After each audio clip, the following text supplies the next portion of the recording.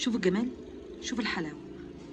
جلاش بقى محشي كنافه من جوه، شوف الشكل، شوف الجمال من جوه عامل في منتهى الجمال. ولا قش من تحت، بصوا من تحت متحمر تحميره حلوه ازاي. اوصف لكم طعمه وجماله وحلاوته قد ايه. فعلا فعلا جربوه بالطريقه بتاعتي دي هتعجبكم جدا جدا جدا.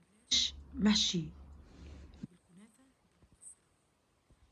روعه روعه ويفتح النفس فعلا، ما شاء الله. يا ريت تجربوه، واللي ما حطش لايك يحط لايك، واللي ما اشتركش بقى في القناة يشترك في القناة عشان يوصلكم مني كل جديد. السلام عليكم ورحمة الله وبركاته، في رعاية الله، وكل عام وأنتم بخير.